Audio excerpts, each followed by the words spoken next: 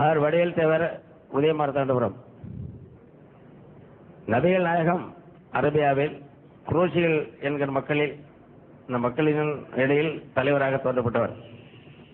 அவர் போதித்த மதம் இஸ்லாம் மதம். இஸ்லாம் கூடிய மதத்துக்கு மட்டும் போதித்தாரா, உலக மக்களுக்கு அந்த கொள்கைகளை போதித்தாரா என்பதை நீங்கள் விளக்க வேண்டும்.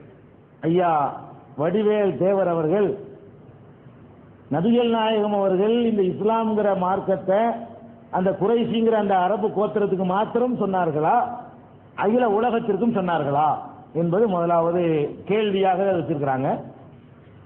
அதாவது ஒரே ஒரு கடவுள் தான் மொத்த உலகத்துக்கும் என்று அந்த கொள்கையை சொல்லும் பொழுது மொத்த உலகத்துக்கு தான் அவர் சொல்லியிருக்காருன்னு வழங்கி போச்சு.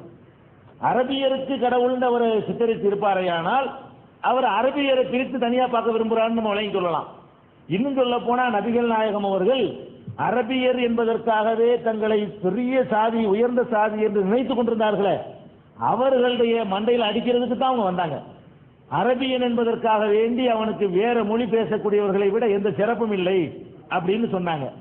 இன்னும் சொல்ல போனா நான் அகில உலகத்திற்கும் அருட்கொடையாக வந்தவன் நபிகள் அவங்களா சொல்லியிருக்கிறாங்க. நான் அனுப்பப்பட்டிருப்பது அரபு கோத்திரத்துக்கு அல்ல, அகில உலகத்திற்கும் இந்த ஒரு கடவுள் கொள்கையை எடுத்து சொல்லணும் என்பதற்காகத்தான் நான் அனுப்பப்பட்டிருக்கிறேன். அவருக்கு தெரிஞ்ச பாஷை அரபி, அவ்வளவுதான். ஒருத்தருக்கு ஒரு மொழி தான் தெரியும், அதனால அவர் பேசியது அரபியில் இருக்கலாம். இப்ப நான் தமிழ்ல பேசுறேன்னா எனக்கு தெரிஞ்சது தமிழ், அதனால தமிழ்ல பேசுறேன்.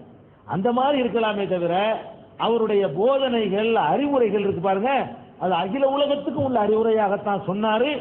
அகில உலகமும் அந்த அறிவுரை ஏற்றுக்கொண்டிருக்குமையானால் இன்றைக்கு நவீன காலத்தினுடைய எந்த பிரச்சனைக்கும் அதுல தீர்வு இருக்குது. அந்த பிரச்சனை என்ன பிரச்சனைன்னு கேட்டு பார்க்கலாம். அதுக்கு நபிகள் நாயகம் சொன்ன தீர்வு கூட நான் இந்த சபையில நான் சொல்வதற்கு தயாரா இருக்கேன்.